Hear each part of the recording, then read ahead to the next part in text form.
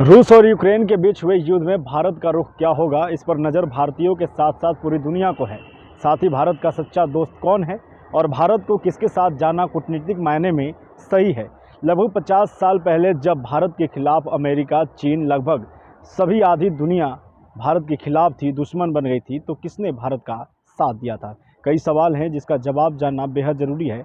आइए जानते हैं विस्तार से। नमस्कार, मैं हूं राज पाठक और आप देख रहे हैं बुलेट न्यूज़ टीवी। रूस और यूक्रेन के बीच फिलहाल युद्ध जारी है। यूक्रेन का खूबसूरत शहर देखते ही देखते वीरान होते जा रहा है। रूस यूक्रेन पर आक्रामक रूप अपनाते हुए लगातार हमले कर रहा है। अमेरिका सहित कई देश आज रूस के खिलाफ है।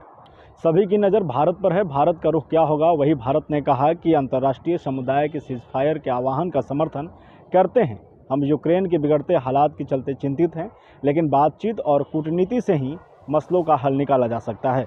वहीं पीएम मोदी ने कहा कि रूस और यूक्रेन के राष्ट्रपतियों से बातचीत करते हुए उन्होंने कहा कि भारत में सबसे पहले अपनी प्राथमिकता के रूप में यूक्रेन में फंसे 18,000 से अधिक छात्रों को सुरक्षित भारत लाने की कोशिश में है और भारत की यही पहली प्राथमिकता है।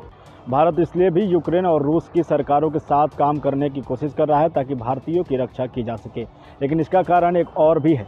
जब 50 साल पहले आधी दुनिया भारत के खिलाफ हो गई थी, तो उसके भारत के पक्ष में एक देश सामने आया था जिसने अमेरिका, चीन, पाकिस्तान सहित कई देशों के मंसूबे नाकाम कर दिए थे। ठीक आज से लगभग 50 वर्ष पूर्व जून 1971 की गर्मियों में पाकिस्तान अपने पूर्वी हिस्से, जो कि इस वक्त का बांग्लादेश है, की जनता पर सितम ढा रहा था और दुनिया के ज़्यादातर देश सिर्फ तमाशा देख रहे थे। वहीं ज़्यादातर देशों को ये उम्मीद भी हो गया था कि अब एक युद्ध छिड़ने वाला है। पाकिस्तान के दो हिस्से थे, एक भारत के पश्चिम में जिसे पश्चिमी पाकिस्तान कहा गया, दूसरा भारत के पूर्वी छोर पर जिसे पूर्वी पाकिस्तान कहा गया, जो वर्तमान में बांग्लादेश है। पूर्वी पाकिस्तान की आबादी बांग्ला भाषी थी, तो पश्चिमी पाकिस्तान की आबादी उर्दू भाषी। देश के शासन प्रशासन पर पश्चिमी पाकिस्तान का राज चलता था। वहीं के लोग राष्ट्रपति, प्रधानमंत्री से लेकर सेना तक में अहम पदों पर तैनात होते थे। जब उर्दू को राजभाषा घोषित किया गया तो बांग्ला भाषी पूर्वी पाकिस्तान के लोगों में असंतोष और बढ़ गया।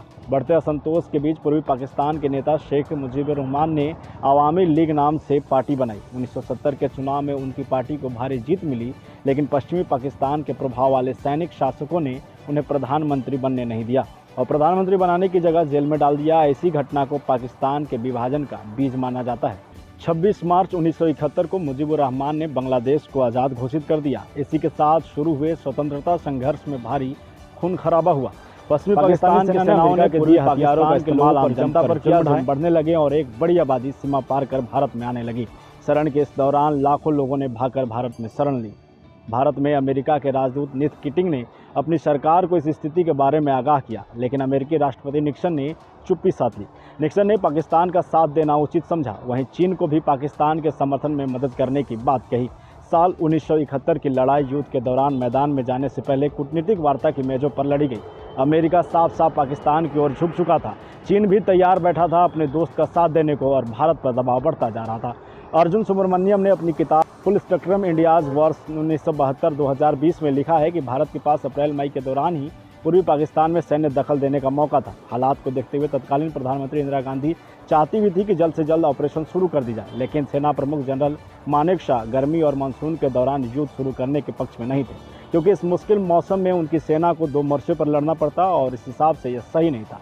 ऐसे में सीधे हस्तक्षेप करने की बजाय भारत ने मुक्त वाहिनी के हाथ मजबूत करने शुरू कर दिए। बांग्लादेश की आज़ादी के लिए गुरिल्ला युद्ध शुरू हो गया और पाकिस्तानी सेना उसमें उलझ गई। वहीं इस मौके का इस्तेमाल इंदिरा गांधी और उनके विदेश मंत्री सरदार स्वर्ण सिंह ने अंतर्राष्ट्रीय स्तर पर ज़्यादा से ज़्यादा समर्थन जुटाने में किया। युद्ध के आगाज़ से पहले इंदिरा गांधी ने एक आखिरी प्रयास किया अमेरिका को समझाने का, लेकिन वह कोशिश भी नाकाम हुई और तय हो गया कि लड़ाई होनी है।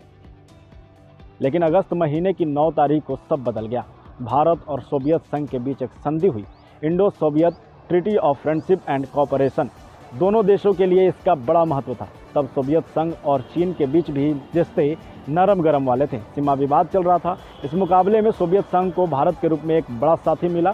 वहीं भारत ने इस संधि के जरिए अमेरिका, चीन, पाकिस्तान के गठजोड़ का जवाब देने की कोशिश की।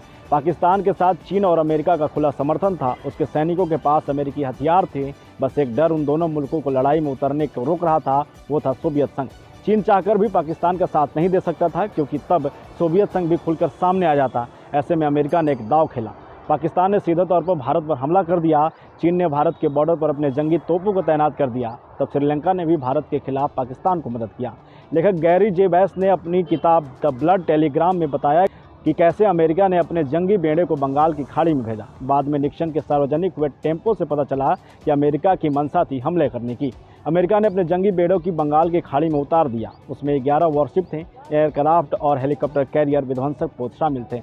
भारत को इसकी सूचना मिली कि अमेरिका ने अपने जंगी जहाज़ों को भारत पर दबाव बनाने के लिए बंगाल की खाड़ी में उतार दिया है। भारत ने दबाव लेने की जगह अपनी ओर से INS विक्रांत को मोर्चे पर तैनात कर दिया। देखा जाए तो दोनों नौसेना की कोई तुलना ही नहीं बनती थी। अमेरिका की रणनीति यह थी कि वह बंगाल की खाड़ी में आगे बढ़ता जाएगा जब तक कि भारत की फौजें पीछे नहीं हट जाती। इसे जमीन और समुद्र में घिरते जा रहे पाकिस्तान को थोड़ा समय मिल जाता। लेकिन अमेरिका की सारी प्लानिंग तब ध्वस्त हो गई जब रूस ने भी अपनी एक जंगी बेड़े को भारत की मदद के लिए अमेरिकी बेड़े की ओर भेज दिया। रूस पूरी तरह से मरने को तैनात था। रूस ने साफ शब्दों में कह दिया कि अगर भारत पर हमला किया तो इसका मतलब सोवियत संघ से दुश्मनी लेना हुआ। रूस के इस कदम से अमेरिकी राष्ट्रपति निक्सन और उनके सलाहकारों की सारी सोच धरी की धरी रह गई। रूस का बेड़ा आगे बढ़ रहा था और भारत पीछे हटने को तैयार नहीं था।